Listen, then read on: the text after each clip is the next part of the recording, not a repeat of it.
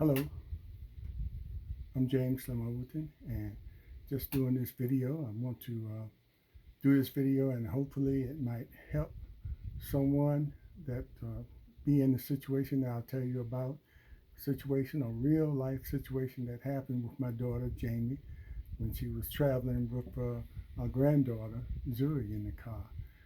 She was, and I have her permission to tell this story because she wants to make sure this story gets out and maybe helps some other people in her situation, mainly ladies that might be in her same situation. And it was kind of when she first called and told me the story, it was almost like listening to a show from Netflix or the reality show, well, not reality show, the real life show of crime, those crime shows that they show. The difference was the Netflix usually is a horrifying experience for the people involved with a good outcome in most cases. And those true crime stories are usually after the fact when something really terrible has happened. But let me get to the story about what Jamie called and told me about the encounter she had. She was traveling after visiting her mother and going to her home, her destination, which is about a 5 hour trip uh, by car. And it was just her and our granddaughter, her daughter, Zuri. And after, when she was about maybe 2 or 3 hours away from her destination, she had a blowout. One of her tires blew out, and of course she had to pull over to the side, and that was scary within itself because some highways it's not enough area to pull off where you can feel the wind of the 18 wheelers and some cars passing by, shaking the car you're in. So that's a scary situation within itself.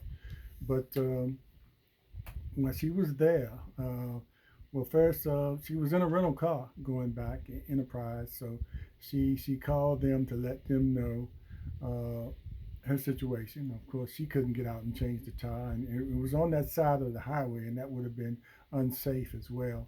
But she couldn't do that. It was just too much. So, you have that service where you can call and they will come and change your tires. So that's what she did. She called the rental company, and they said someone would be out there in about an hour. Now, during that time, she was waiting. Um, a car pulled up, and these two guys got out, and Zuri, the grandbaby, immediately said, "Ooh, scary." And I guess these guys did look kind of scary. And by the way, by this time, 2 or 3 hours away from home, it had gotten dark. So she was on the interstate on that highway, and it was dark, and that added to the fear. And then these two guys get out of the car that said they wanted to assist her, and um, they look strange. According to her, they look strange. They're like two of the good old boys from that area, from because she was in the middle of nowhere, and looked like two good old boys that just stopped. And but she wasn't gonna. She told them that she was waiting. Help was on the way, and thanks for offering the help. So they got in the car and pulled off. So uh, she was sitting there waiting for the help to come. And so she called after some time went by, the hour passed, and they told her, she said no one's coming out, so they said they would call AAA. And then she waited a little while and called back, and they said AAA was backed up like 6 hours. So it would be a long time before they came. But in the meantime, while talking to them, here come those two guys again, come back around and say to her, "You still here? Let us help you change the tire." You know, and of course they could see that she was leery about it. And said, "Well, we're good people. We're good people." And that should ring a bell. A flag should go up. Somebody helping out when they say we're good people. They have to explain that. But anyway, they were insistent about changing that tire. They said they had a jack in their trunk that they could uh, jack up her tire and change it. And I guess after waiting that long and being on the highway in the dark, she uh, uh, decided to let them help. And long as she didn't have to get out the car and they could just jack the tire up but she had to open the trunk for them to get the tire out to change it. So they did that. They got the tire out and they changed it. And then when they came up to the car, she had a few dollars in cash on her, so she's going to give it to them. And she rolled the window down just a little bit to hand them that money, which they took. These are the good guys, doing a good deed, but they taking that money. They tried to, one of them tried to stick his hand in the car and open the car door and enter into the car door. Now, mind you, my daughter's, it's at night. She's by herself with her daughter in the back seat. And by this time, Zuri had gone to sleep, so she didn't witness this encounter. Thank God she didn't see it, but she did notice that they were scary that first time she saw them. Even at 3 years old, she noticed that. But anyway, and luckily the guys had changed the tire properly, which gave Jamie the opportunity to just pull off after that encounter. They trying to get in the car with me and my baby in the car. It was like, something that you would see on a movie or something, but this was real. This was real life. And I'm listening to her, trying to hold it together. One good thing about it, I'm listening to her tell the story and knowing that she's all right, but it was still frightening hearing the story and thinking that at that moment, thinking that, okay, she's on her way safely.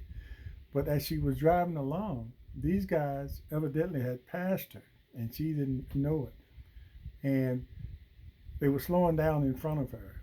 And when she tried to pass, they moved over to block her pass. And when she tried to pass the other way, they moved over to block her pass again. So they were keeping her at bay. So, she's wondering what's going on. So she did get their license number. And at this time, it went on for a while. She called 911 and she had their license number and turned that in. But before that happened, in the meantime, at one point, she was beside them before they pulled off, and they showed her that they had her laptop, which was in the trunk when they changed the tire. They had stolen her laptop out of the trunk. These are the good guys, the guys that are good guys. So they had stolen, so they were showing her they had it. I don't know what the intent was, but they did have it, and I believe it probably was locked that they couldn't access it. But when they open it, her name comes up, so she was concerned about that. But anyway, she was on the phone with 911 and riding along, and she was telling them. She turned in the license plates of the guys, and the dispatcher told her, okay, the next exit you get to, pull off, and a police officer will be waiting for you. Evidently, when she exited, they saw she was exiting. They went off on that same exit as well, and the police were there waiting for them. And of course, they pulled the two guys over, and the police evidently she had turned in the license plate and they had checked it out, and evidently these guys had something because the initial state trooper did not approach the car. He waited until about 4 or 5 other police cars were on the scene before they approached the car and were able to retrieve her laptop. But at this point, she was able to leave and continue on home. Not so we don't know what happened to these guys, what they were into, but it had to be something. Hopefully, it was enough for them to be locked up because it probably was part of a pattern that they were doing on the interstate. But I tell you this, and I have permission from her to tell this story because she wants people to know, how to be really careful and plan your trips, especially if you're by yourself, and even if you're a family with with everybody in there, you still could be in danger if, at night if you find yourself with a flat tire or your car breaks down. So plan your trips so they can be in the daytime where you can it won't be as frightening or unsafe as it can be. And she wanted me to people to know so we could warn other ladies because it's a lot of ladies traveling by themselves at night and with their children, and how if you have to, how you should make sure you have uh, well, you don't have to have, you just call the 911, but have some protection if you need it. If you know how to use a firearm, have that available, or a mace, uh, or a taser, or something. Anything that will give you an opportunity to get away in any way you can. Uh, so you have to be aware of that, and make sure that if you break down while you're waiting, before you call for the AAA or whoever is going to come out and help you, assist you with your car, call 911 and let them know that you're out, and describe where you are as best you can.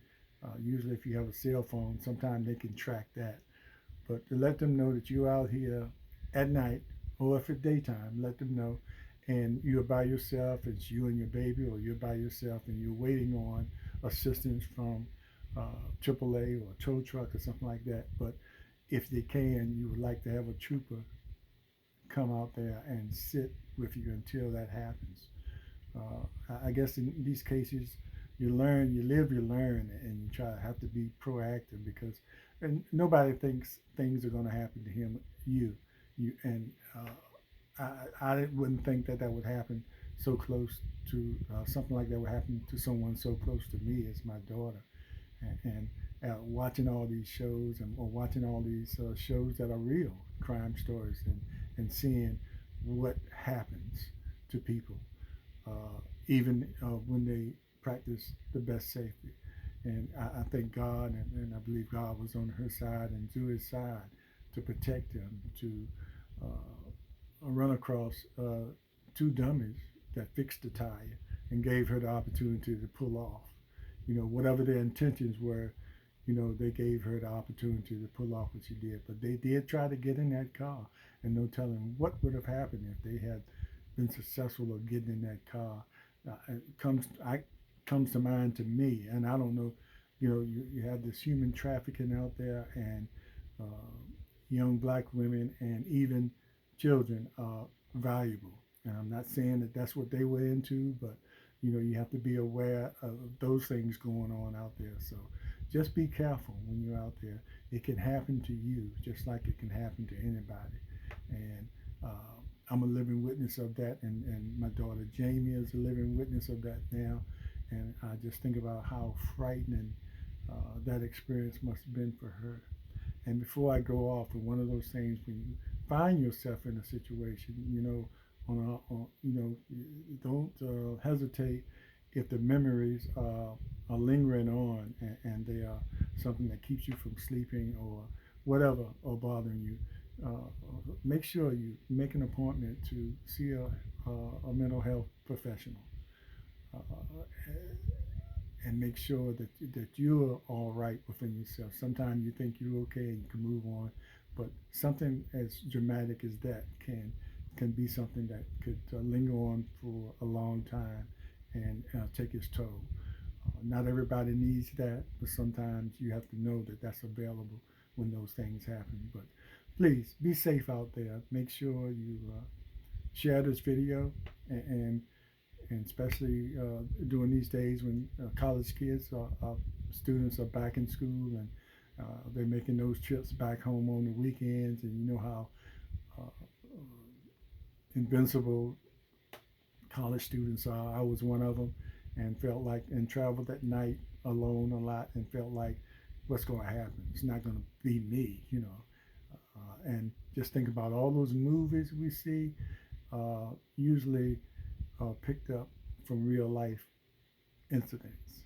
that happen, and they just add the dramatic effects of it. But you don't have to add too much dramatic effects to something that happens to you in real life, in real time. And that's what happened to my Jamie and my granddaughter. And don't want to see that happen to anybody else, even though we did have a good outcome. So make sure you are aware and involved in your own safety. Thanks for listening, and take care of your family by passing on whatever knowledge needs to be passed on so we can all be safe. Thank you. God bless you.